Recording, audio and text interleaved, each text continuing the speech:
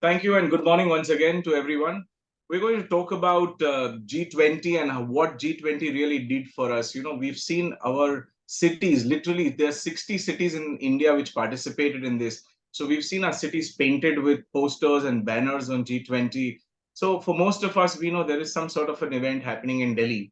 But the far reaching impact that this has, how this is going to make a difference to our lives, what are the decisions and announcements that were done in G20, and how this even G20 came about. So there's a lot of things that we are going to talk about today. So stand by, relax, enjoy this next 20, 30 minutes where we're going to give you a very, very little capsule on suggests that it's a group of 20 countries. Now, essentially, this was started way back in 1999. And actually, even before that, there was a concept called G7. It's still there. Now, G7 is a group of 7 countries, for example, which was made up of essentially Canada, France, Germany, Italy, Japan, UK, and the United States.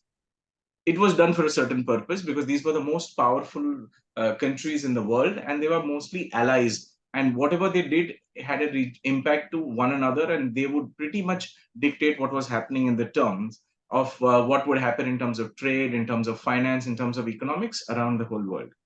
Then came a situation where it was felt that we need to include a much larger part of the population of the globe, not the country. So typically, there were 20 countries that came together, and these 20 countries together became what is known as G20. So can you take us to the next slide, please? So these 20, and they are up on your screen there in front of you. These countries came together. Now, these 20 countries pretty much constitute 6% of the world's population, which means two-thirds of the population of the planet, which is over 1 billion people, are.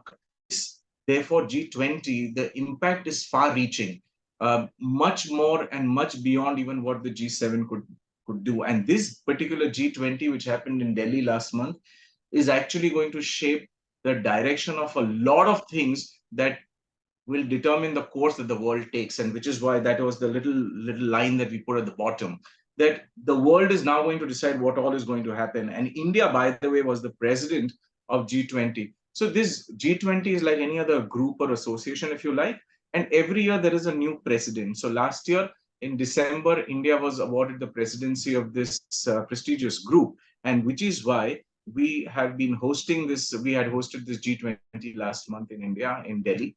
Not only this, but the president of this G20 also gets to dictate the agenda, or more or less, let's say, steer the agenda. And in the agenda, what happens is a lot of things are put on the table, and there are, hundreds and hundreds of delegates that determine what will happen. They discuss, they debate, they have hundreds and thousands of meetings that happen all across the country. And finally, they agree on certain sets of agenda or certain points. So one of the very important documents that was released in this G20 was known as the Delhi Declaration, 83 paragraphs in all. And the most amazing thing is all these 83 paragraphs were completely agreed upon by all the members of G20. So amazing, right? 42 heads of state came in, and over 1 lakh delegates across G20, and they were there across the whole country doing this thing and making this event a huge success. So please move on, next slide. So this is the impact of G20. Now, what happens in G20? I mean, exactly these world leaders, when they sort of come together, what is it that they do? So when we say that they determine the course that the world will take, means there is a development agenda. And now mark this word, sustainable development agenda. We'll talk about that in just about a moment. Okay. Then there is something called net zero by 2050. I'll talk about this also in a moment. But these are concrete decisions and actions that all the world leaders will come together and take, and they will subscribe to it. So nobody is forcing you to do something. There is an issue at hand, there is a problem at hand, there is an opportunity at hand, and how all these will come together is what was the main agenda of this G20. So one earth, one family, one future, in Sanskrit, which is known as Vasudeva Kutumbakam. This was the broadline theme of G20, which we hosted for the rest of the world. Move forward, please. So now let's talk about, these three concepts. So one is this Sustainable Development Agenda. Now, what happened is in September 2015, now there was a summit which happened in the United Nations, and this was one of the landmark decisions that was taken in September 2015. What you see in front of you is known as Sustainable Development Goals. Now, these goals were adopted by pretty much all the countries in the world. So it's a beautiful read. It's great information. It's a lot of knowledge. I will not go into each one of these things, but you know, all industries, all companies, all countries are somewhere or the other in their agenda stating that which SDG are they fulfilling. So, for example, if you have an education company, the education company might be doing something which is on a social angle, and they would then say that as a part of our corporate social responsibility, we are fulfilling SDG number 4, which is quality education. Example, that is an example. A real estate company would say that we are doing our bit for fulfilling the objectives of SDG 11, which is sustainable cities and communities, because they are in the building of real estate. They may even say that they are, to a certain extent, fulfilling the needs of SDG 9, which is industry, innovation, infrastructure. So, under each of these goals, there are a lot of things that a country should do. And how will a country do that? The government will do, and the private sector will do things. Both these things together will constitute what the country has contributed to this planet in terms of these social responsibilities. All right. Next slide, please. So now there are two concepts further which I want you to understand before we actually get into some of the very, very landmark announcements that happened in G20, and then I'll come to our portfolios. Now, what happened here is that in terms of global warming, there is we've heard about this concept, okay, but on a very simplistic basis, which is comprising, which has maybe just you and me sitting in the room, all right? And it's a usual room, say 200 square feet. Now, imagine if you have 10 guests who come into that room. Obviously, what will happen is there is one air conditioner which is serving the 2 people, and now it's going to serve the other 10 also, because the air conditioning is the same. Imagine yet another 10 people come in. So there are about 22 people in the room.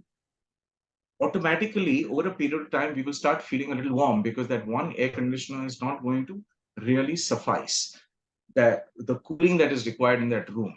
What is going to start happening if another 30 people come inside that room?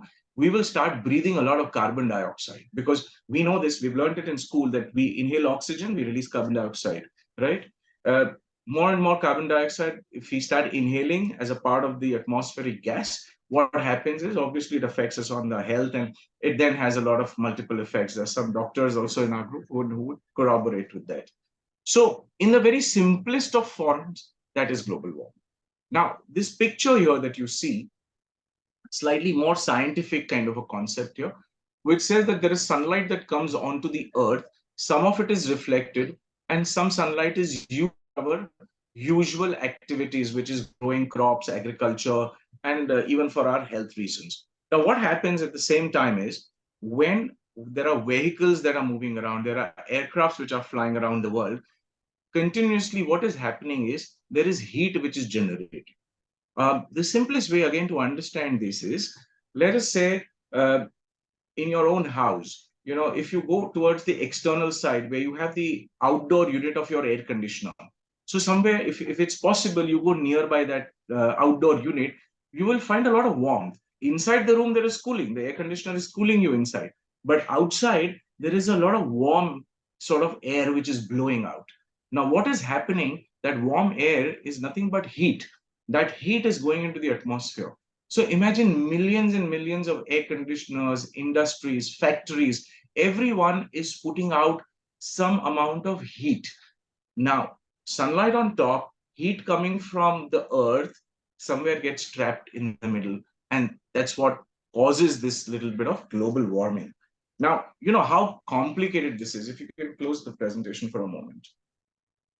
How complicated this is that they talk in terms of, scientists talk in terms of, we cannot exceed 1.5 degrees of heat or the level of the planetary temperature. So we know we drive our cars, we can see that the temperature is 30 degrees, 35 degrees, right? But there is an average planet temperature. This planet temperature cannot go above 1.5 degrees. Slightly scientific, a little heavy also, so please bear with me. But if there is somewhere that you get lost, please ask me. I'll try and simplify it even further. So we don't want to leave anyone behind here. So what average planet temperature, which cannot go above a certain level, which is this 1.5 degrees of the pre-industrialization levels. So we all know that industrial revolution happened and everything else happened, and more and more industrialization, basically more and more heat in the atmosphere. That AC example that I gave you, same thing, right? So in that sense, what happens if we move to 2 degrees? Now we might think, what's the big deal about 1.5 degree and 2 degrees? It's just half a degree. Okay, half a degree. How much of a difference is that going to really make to our lives? I mean, we see temperature today, it's 33.5. Tomorrow the temperature could be 34 degrees. I mean, what's the big deal? So it says, and these are reports which say that 36% of the land will face extreme rainfall. Okay, why? Again, science. If the temperature rises, what will happen? Hot air rises. Hot air rises means there is evaporation. If there is a river or if there is water surface, water body on the planet, that water will evaporate. It will go into the air. What happens when it goes up into the air? It will form a cloud. What will happen? The wind will blow that cloud somewhere, and that cloud will burst on some other place, right? So more heat means more water vapor, more evaporation, and more rainfall happening at different places. That's why they say extreme rainfall. Now imagine, one part of the world can face a drought, the other part of the world can face extreme and severe rainfall, which is why you will see flash floods, which is why we see, all these reports every single month. If you actually watch the news closely, unfortunately, our media only covers the more glamorous and the juicy stories, but they don't really talk about the natural calamities that are happening all across. And every second day, we will see a flash flood happening somewhere or some adverse news coming out. All this is because of just a little marginal increase in temperature. What will happen if 2.5 degrees go up? Millions of people will get displaced because suddenly the waters in the rivers will dry up. At 3 degrees, what will happen? Most of the coastlines that we have will be gone. Now imagine we are living in Bombay. Bombay is nothing but a coastline, but there's so many cities in the coastline. Cochin, for example, I'll give you an example. Today, if you stand on the coastline of Cochin, you might be sitting on the promenade of Cochin and enjoying the Arabian Sea and all of that. But you'd be surprised, just about 30 years ago, the coastline was further 2 kilometers into the sea. So the sea has actually come in for 2 kilometers in Cochin. And that is a recorded scientific fact. We don't realize it because most of us were either not born or too young to worry about these things. But over the last 30 or 40 years, the coastline has come in quite dramatically. So this is the impact of what happens when these temperatures rise. Okay, just keep that at the back of your mind. Sorry, presentation again. And the other concept I want to explain to you is, go back, please. You've gone ahead. You've gone ahead. Please come back. Yeah. Stop here. Net zero carbon emissions by 2050. So this is another thing. So what happens, as you can see in this picture, there is heat generation, there is vehicles moving, industrialization factory, and all of that happening. Now, in the most simplest of form, you know what net zero means? If I, for example, travel from my home to office, I have driven my car and I've come here. While driving my car, there is a certain amount of heat that I threw out into the atmosphere, carbon dioxide and heat. At the same time, a lot of other people also did that. Okay. So what I have done is I have released a certain amount of carbon in the atmosphere. So that is known as my carbon footprint. Maybe I have released about 10 milligrams of carbon while traveling from home to office, but I have released that much into the atmosphere. The AC that we use in our homes and everything that we do, even the lift that we use to travel up and down our buildings and our offices, everything produces little minute heat. Now think about a factory. When a factory is manufacturing something, they are generating some amount of heat. When a hotel is running, you're generating heat. What does net zero mean? That on one side, if I'm generating heat, on the other side, I must do something by which I am absorbing carbon dioxide from the atmosphere. So what have we learned in school? That plants and trees, they absorb carbon dioxide and they give out oxygen. And what we as humans do is that we consume oxygen to live and we give out carbon dioxide. This has to get balanced. Yeah.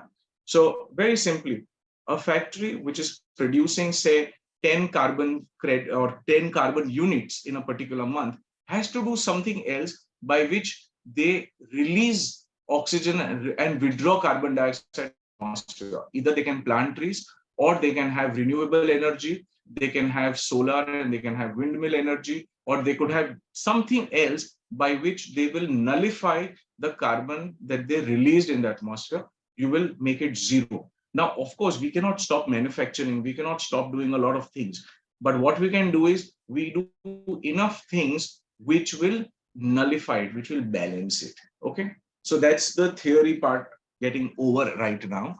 So sustainable development goals we spoke about that the world has agreed to do. This is everybody's goals, just the way we have a personal goal of losing 10 kilos and learning this language by the next year, so on and so forth.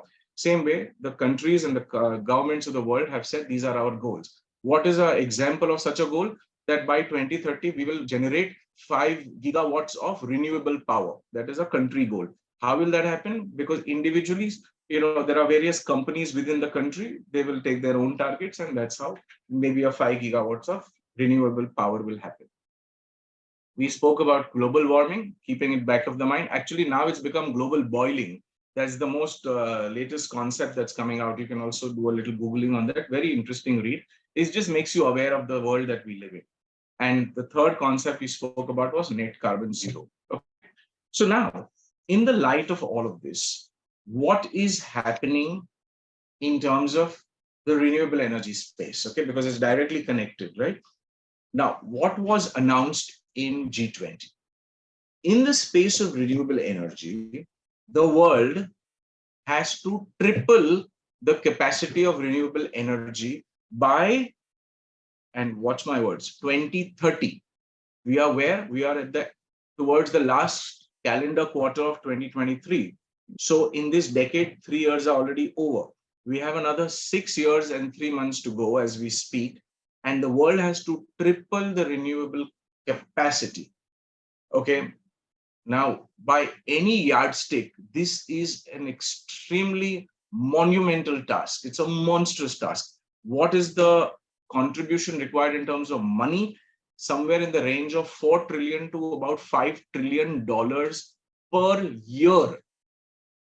I mean, $1 trillion is like a phenomenally large quantum of money.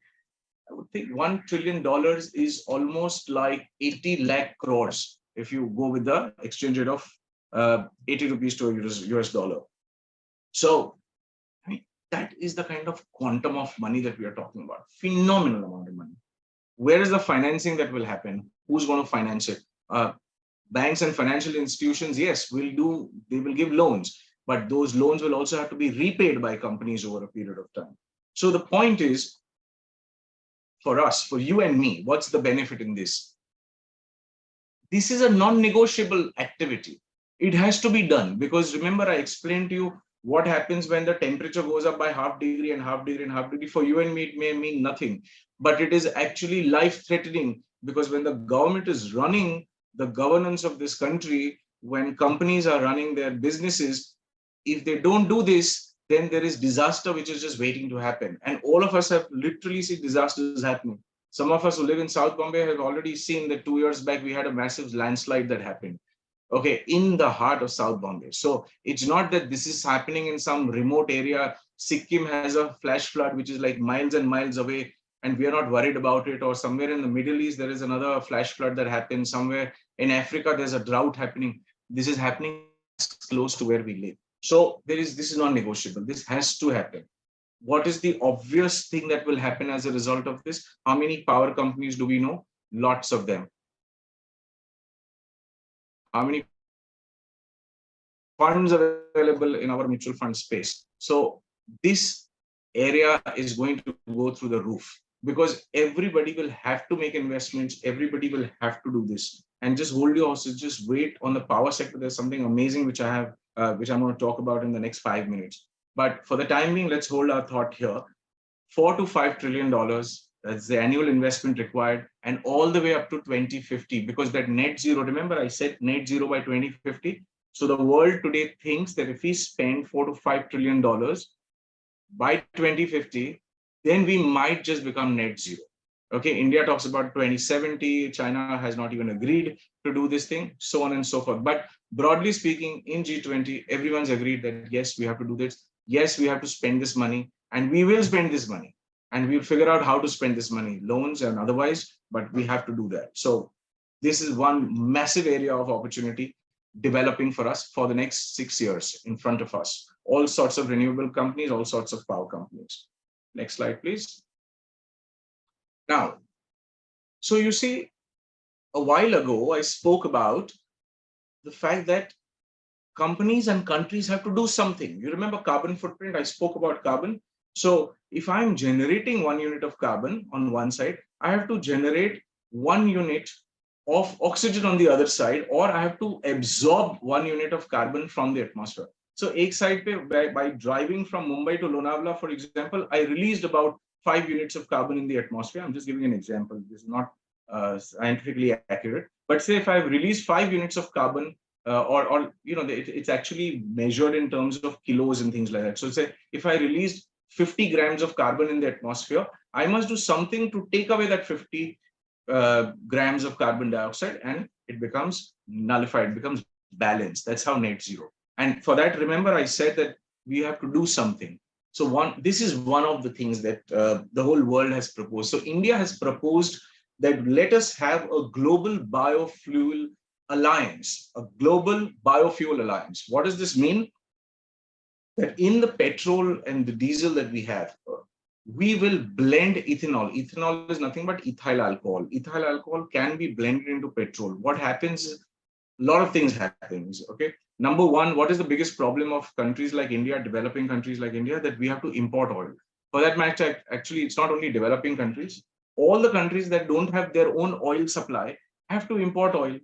Because when we import that oil, then we will have our refiners who will refine it and give us petrol and diesel to drive our vehicles, transportation, and everything else that we need. Every day we need transportation, right? Right from the morning, the vegetables and the vendors who come close to our homes to sell us those things, they need transportation. We need transportation to go to office, and we need transportation to travel, aircrafts, and our cars and everything else.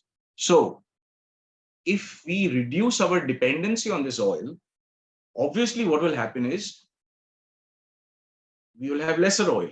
But with that lesser oil, we cannot work, right? But in that lesser oil, if we mix ethanol, then suddenly our capacity of oil goes up again. So assuming we need 100 units of oil, we go down to 20, we go down to 80, sorry, and we put 20 of ethanol, we'll still have 100 of our oil. We'll still be able to run our transportation and everything. And this is just a very small little representation that we've shown here, that where does this thing come from? It's a byproduct of the sugar industry, basically. So these sugar producers have their crops, sugarcane, which they grow. From that, they obviously have their own process, and they extract sugar out of it, and which we use in our day-to-day lives. But there is a process beyond that, so there was a byproduct which they would sort of burn down, or they would destroy. Until now was not used. But now India has already started doing 20% blending, and we think, or Indian government says that we will by 2025 pretty much become 20%. And 2025 means it's just around the corner. It's just literally, 15 months away, 2025. And even if you take the end of 2025, it's 27 months away. So by 27 months away, we are saying that we will have all of our fuel, which is 20% blended. Okay, what's the definition? I've stated the definition here. So ethyl alcohol, which is 99% pure, derived from agri byproducts, is blended exclusively with gasoline. Very simple. Now, today, where are we? We are somewhere at about 8 to 10%. That's what some of the reports are saying. If we have to go to 20%, if the whole world has to go 20%, and by the way, we are the second largest producer of sugar after Brazil, so we have to export our sugar also. Now, there is no restriction on exporting sugar. Last year, there was a bit of export restriction, because suddenly the government felt that if our sugar companies exported too much, we will have lesser for our own domestic need. So there was a little bit of a restriction on how much you could export. But now the government is saying that we will not even do this. Now, all this has been agreed, by the way, in G20. It's amazing. Just think, मतलब आप जो चीनी खाते हो उसमें कितना पैसा है and चीनी वाली कंपनी में कितना पैसा. I mean, until now, sugar sector was a sleepy sector, cyclical. There was nothing really happening. Sugar mills were loss ridden. They didn't really have any money. This is like the story of those mills, So some of you who are familiar with Bombay know this thing, that there were a lot of mills which used to do some thriving textile business once upon a time. And then because of the union problems and all of that, a lot of these mill owners had to close down their businesses. And for many, many years, they had to just keep bleeding. They had to incur a cost, but they would not earn anything out of it, right? But suddenly something changed. The real estate demand went up dramatically. So suddenly all these sleepy mill owners became multi-millionaires and billionaires just like that in a matter of a few years, because the demand came up from corporate side, they came up from residential segment, they came up from the entertainment and restaurants and all that segment also. And today, see what is happening right in the center of Mumbai, South Bombay. All the mill lands have suddenly become the most profitable real estate to have ever had, right? So something similar might just happen in the sugar sector. It's already happening in front of us. Move on, please. So this is the second major thing that, see, there are lots of things that have happened, but we are not going to cover all of them. We're just going to cover these very, very crucial 2 or 3 things. So renewable energy was one. Second, we spoke about Global Biofuel Alliance. And now we're going to speak about this amazing thing, which is like a mind-blowing activity which has happened. India, Middle East, Europe Economic Corridor. Can you imagine something like this? Now, China has been doing their Belt and Road Initiative, and they've been doing a lot of political activity around the world. But this particular corridor, this corridor suddenly puts India into an extremely significant influencer in geopolitics. Okay, how? So firstly, and I'm going to do some annotations here. See, there are already these boat routes, okay, but these are not really as a formal channel of transportation. They want to make it a formal channel of transportation from Mumbai and from Mundra all the way to UAE, okay. I'm going to just change this color so you're able to see it nicely. Okay, and then there is a road all the way from UAE and goes all the way up to Israel. And from there, there's another boat route that gets into Europe. Now, just think about it. Greece is like the entry point to Europe, and the starting point is Mumbai and Mundra. And of course, the movement will happen both ways. So what are the things that are going to happen in this movement? They are saying that when we set up this corridor, and by the way, this corridor is known as the Eastern Corridor or the Southern Corridor, and this corridor will be known as the Northern Corridor. Now, this is a mind-blowing global infrastructure project. Okay, so when this happens, imagine logistics sector, railway sector, all of that. But before that, what I was saying is they've said that when they set up this entire initiative, okay, what they are going to do is they're going to have 3 things happen. One is they are going to have an electrical line set up. An electrical line, basically taking electricity or having a conduit for electricity, a line from all the way from Mumbai under the sea and then on surface and then again in the sea, all the way up to Europe. There's going to be an internet data line that is going to be. And along with that, there's going to be, movements and lines for logistics and railway. We've all seen about this project that was spoken about, the Mumbai to UAE undersea tunnel. We've also heard about things like that. Now, these things might actually become a reality before we can even imagine. 10 years time. Now imagine renewable energy. Okay, now go back and connect all these dots. Now 5 minutes ago, we spoke about renewable energy and we said all the power companies around the world don't have a choice. We have to go renewable. We have to start producing a lot of stuff and we have to triple our capacity in the next 6 years. Okay. We have a lot of companies in India. This is India. We have everybody who's manufacturing power. Now I'm going to hazard a crazy guess here. Okay. Until now, what is happening? We, as in India, we are an oil-dependent nation. We are importing oil from everywhere, right? If oil itself gets reduced in terms of its consumption, and we start going renewable, then obviously we don't need oil. Today, our electric cars don't need petrol to run, right? So if we go renewable completely, then our dependency on oil goes away. Now we have everything. We have a desert on the western side. We have a huge coastline. So that way, we have the northern Himalayas here. All sorts of power projects will work, and all of them will make money. Hydropower, thermal power. So hydropower is basically power generated by water. Thermal power is obviously generated by coal and the fossil fuels that we speak about. Okay, thermal is also generated by steam, and thermal is also generated by producing heat. Okay, or capturing heat. So we have burning coal mines also in this area of Jharkhand and Bihar. We have all the capabilities to actually manufacture a lot of power. And now think about it this way: if there is a power line all the way from India to Europe, see today, why was when the Ukraine war was happening, just think for a minute, okay? Why was so many countries in Europe silent about what Russia was doing in Ukraine? Because they were buying oil from Russia. Because if they actually objected to Russia, Russia might just cut off the pipeline supply, which it did also. Okay. And then even the strongest countries in the world, like Germany and all, didn't have a choice. They had to, okay, Russia, do whatever you want, but keep sending us oil because we have to keep, it's winter. We have to keep running our heaters. We have to feel warm. Otherwise, we're going to freeze to death. So just imagine India, so strategically placed. We produce all this power and then we have a power line all the way going into Europe. Can you imagine? We might just be selling power to Europe. मतलब आप सोच सकते हो the level of thinking that this government is doing, and this whole proposal has also got accepted. India, Middle East, Europe economic corridor. This has got accepted. Mind blowing.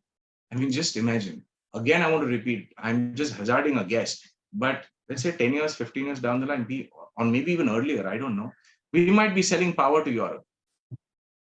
Renewable power. Europe will be running maybe its transportation, its homes, its offices on power that was generated by some renewable power company in India. Can you think what sort of a time we are living in terms of an investment? Okay, besides that, coming back to when you have a corridor like this, Suez Canal, as we studied in history, has reduced the travel time between the eastern part of the world and the western part of the world. It's the same way this corridor will make a big difference to all the logistics and all the railways. I mean, which is why railway stocks are also buzzing. I mean, this is also one of the reasons. I mean, the day this announcement came, all railway companies actually shot up by about 10, 15%, 20%. But this is not the only reason why railways is going up. We are ourselves building a massive infrastructure, which is why our railway sector and logistics sector, all logistics companies, not only in India, but pretty much around Asia and the world, will also benefit by this kind of a corridor happening. And I can go on and on this subject, but we will sort of move to the next thing. Next major announcement that happened. Okay, this is the fourth major thing. Okay, this is again another landmark thing that India has done. So for all these years, Africa was not a part of this G20. Africa represents 55 countries. Okay, now these 55 countries are represented by a single person. Just the way you have European Union, now there's an African Union. Okay, now these African countries were requesting our Prime Minister Modi to do something by which they should be included into the G21 because their voice is heard and they are a part of this very elite, group of countries around the world. And then trade lines open and prosperity basically comes to a country when you're a part of a global alliance of this sort. So, mind you, Africa is the largest free trade area in the world. Look at the size of that continent. I mean, this is the world map. You can see, look at the size of Africa, look at the size of India. I mean, it's huge. Okay, look at the size of Africa vis-a-vis South America. It's still larger. Look at it versus North America. Compare it with Australia. And these are some pictures to indicate to you the kind of richness that Africa has, which is pretty much untapped, right? 60% of the minerals that might be required for all renewable technology and for everything else might actually come from Africa. So PM Modi actually wrote to all the G20 countries that why Africa should be included. Everyone's accepted it. Think about India's supremacy and India's position in the global scheme of things today. we made a decision, or rather, we made a request. The request was accepted, and a decision was conveyed, and Africa is now a part of G20. So next time we have G20, it may not be G20, it might be G21. Rather, it is G21. So think about what power or what role has India played in this whole scheme of things. Next, please. There were a lot of other agendas also: circular economy, climate resilience, and smart cities, etc. But in the interest of time, I will not cover all of that. Crypto is something that I want to very quickly talk about. So the world in G20 also recognizes there is something happening in crypto. Nobody wants to legalize it. In fact, everybody's been told to not legalize it, because then suddenly you are not able to track it or you are not able to monitor it. But the fact is that there is some technology like that which could be used in future. So much agreement has come on that we should find a way to monitor it, so that there is no evasion and there is no amassing of wealth in a illegal sort of a manner. But imagine, I mean, crypto has also found its way into this G20. So there are lots of such things that have happened. But for the time being, I will stop here.